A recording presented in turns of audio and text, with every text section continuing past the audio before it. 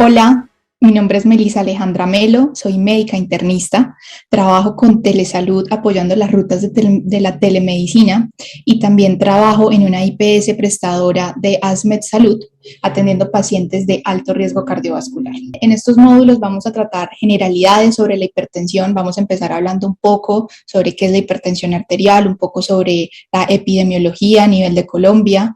Posteriormente vamos a hablar algo sobre el diagnóstico, tratamiento y adherencia y finalmente vamos a terminar conociendo algo de las complicaciones y cómo manejar la morbilidad asociada en los pacientes con hipertensión. Para comenzar, tenemos que la definición clásica de hipertensión parte básicamente de un número, ¿cierto? De un rango que tenemos que tener en cuenta al momento de evaluar al paciente en el consultorio.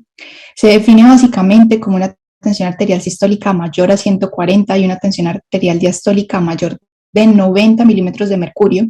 Tenemos que tener en cuenta que estas cifras tienen que ser confirmadas. Generalmente, a partir de una primera visita, no podemos etiquetar al paciente de una vez con que ya es hipertenso. Eso lo vamos a revisar más adelante en el diagnóstico, qué herramientas tenemos disponibles para realizar el seguimiento de estos pacientes y ver las tendencias de sus cifras tensionales. Generalmente se puede confirmar cuando después de 2 a 3 visitas con intervalos, generalmente mínimo de un mes entre cada uno de los controles, estas cifras persisten por encima de este límite inferior.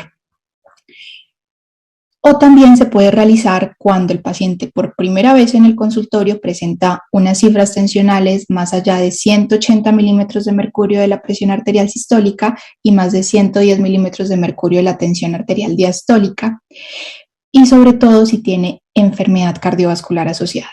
En este momento ya el paciente queda con diagnóstico de hipertensión y se pueden empezar las estrategias de manejo de ellos.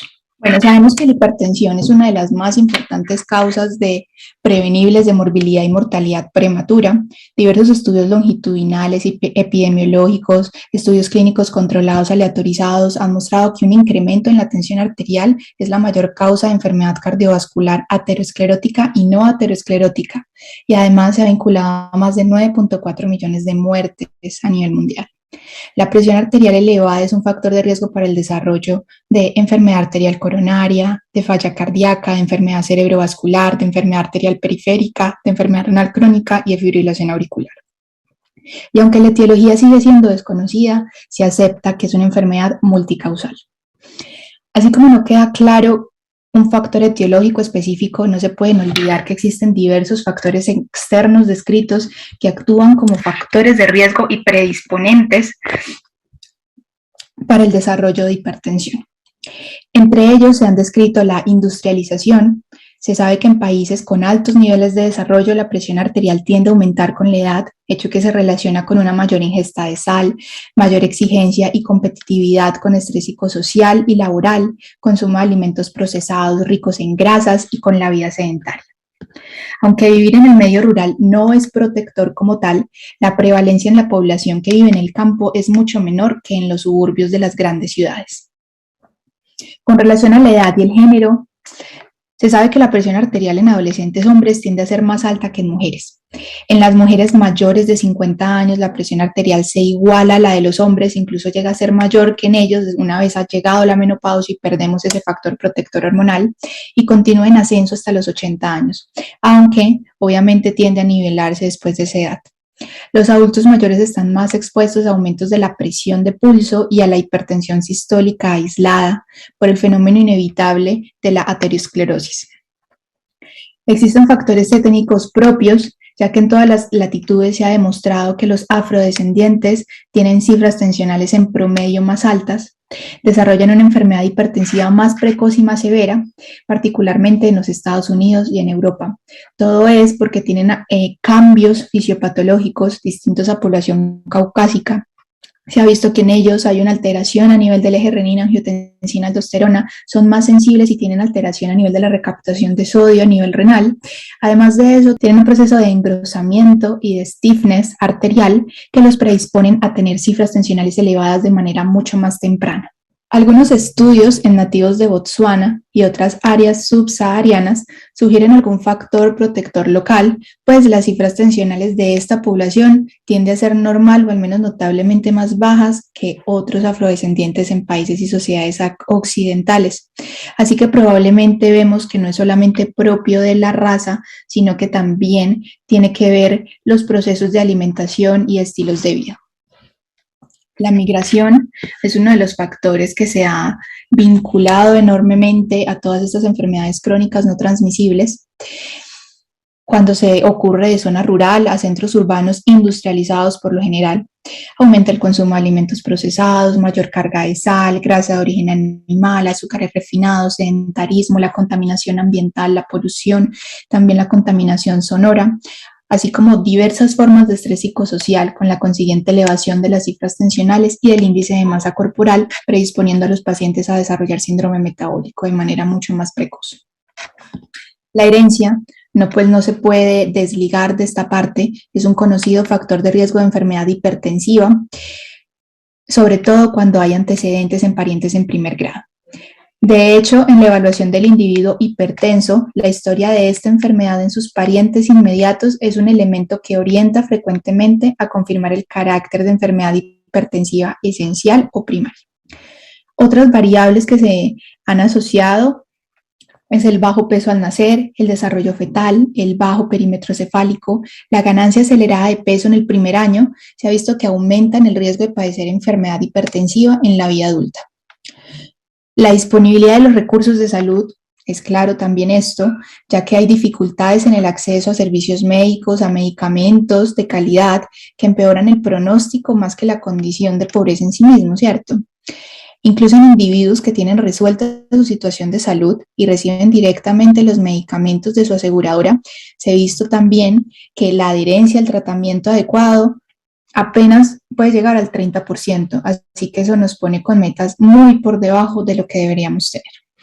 A nivel fisiopatológico existen muchos elementos neuroendocrinos, físicos, genéticos, bioquímicos y vías de señalización molecular que mediante diversos mecanismos interactúan para elevar de manera sostenida la presión arterial, ocasionando un daño endotelial que genera un estado proinflamatorio y que lleva a un desbalance entre sustancias vasodilatadoras y vasoconstrictoras, predominando este último, ocasionando un incremento del tono del músculo liso arterial y aumentando la resistencia vascular sistémica, y de esta manera se aumenta la presión arterial.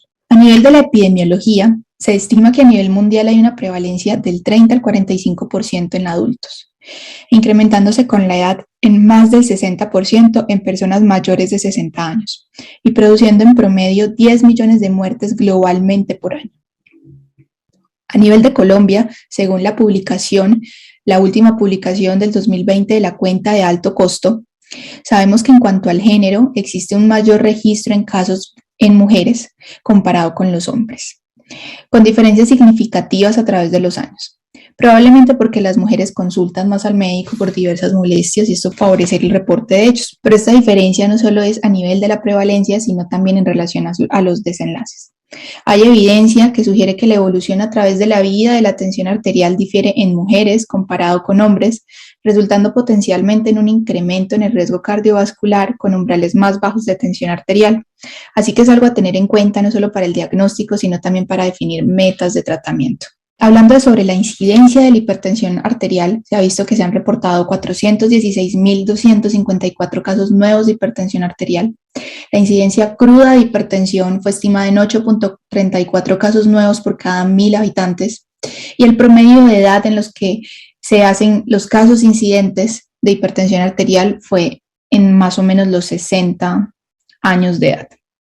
A nivel de mortalidad, durante el periodo evaluado hasta el 2020, se reportaron 95.091 personas fallecidas con diagnóstico de hipertensión arterial, y los departamentos que reportaron un mayor número de muertes con hipertensión por cada 100.000 habitantes fueron Antioquia y Valle del Cauca. Del total de todos los pacientes fallecidos por el 53% fueron mujeres, de los cuales el 29% tenían más de 80 años. Aquí en esta diapositiva podemos evaluar la prevalencia cruda de la hipertensión arterial, discrepando determinada por el género entre el 2015 y el 2020. Aquí vemos, obviamente, que en los últimos años las tasas de registros han aumentado mucho más en mujeres y en hombres, que era lo que ya habíamos descrito previamente. Ahora, ¿a quién debo realizarle una tamización para hipertensión arterial? Realmente existen varias clases de cribado, ¿cierto?, de tamizaciones, y el cribado de riesgo cardiovascular se puede realizar de forma oportunista o sistematizada, ¿cierto? El cribado oportunista es aquel que sin una estrategia predefinida se realiza cuando una persona se presenta por algún otro motivo, ¿cierto? Entonces son los pacientes que llegan a la consulta porque son derivados, porque le dolía la espalda, por el dolor en la cadera, en la rodilla, y durante el examen físico encontramos de manera incidental una elevación en las cifras tensionales. Esos pacientes ya entran entonces dentro de una categoría de riesgo para determinar si realmente son hipertensos o no son hipertensos, evaluando de manera conjunta sus otros factores de riesgo cardiovascular, el peso, la edad, si existen algunas alteraciones metabólicas asociadas que nos permitan determinar entonces si el paciente clasifica o no como hipertensión arterial. El cribado sistemático, por otro lado, es aquel que se puede realizar en la población general como parte de un programa de tamización formal, con llamadas, recordatorios de pacientes o en subpoblaciones específicas que se identifican como mayor riesgo, como aquellos pacientes que de pronto son diabéticos o tienen antecedente familiar de enfermedad cardiovascular prematura. Este cribado sistemático, a pesar de que parece ser un poco más organizado, realmente no ha mostrado mejoras en el control de estos factores de riesgo y tampoco tiene impacto a nivel de los desenlaces a nivel cardiovascular. Por lo que realmente este cribado oportunista es el que tenemos que aprovechar y realizar de una manera adecuada en cada una de nuestras consultas para identificar, como ya les mencionaba, todos estos factores de riesgo, la presión arterial, los lípidos, y de esta manera aumentar las tasas de detección. Recordemos que la recomendación en las últimas guías europeas para la prevención de enfermedad cardiovascular publicadas este año, en el 2021, es que todos los adultos deben ser examinados para determinar la presencia de hipertensión arterial, pero sobre todo en aquellos individuos que son considerados como susceptibles y que son aquellos que ya tienen una historia familiar de hipertensión, que tienen sobrepeso o que tienen alguna otra enfermedad cardiometabólica. Los programas nacionales estructurados están diseñados para identificar adultos de mayores de 40 años que no tengan documentados factores de riesgo de enfermedad cardiovascular establecida, así que en ellos son los que tenemos que hacer mayor énfasis, que son aquellos que se manejan a nivel de primer nivel.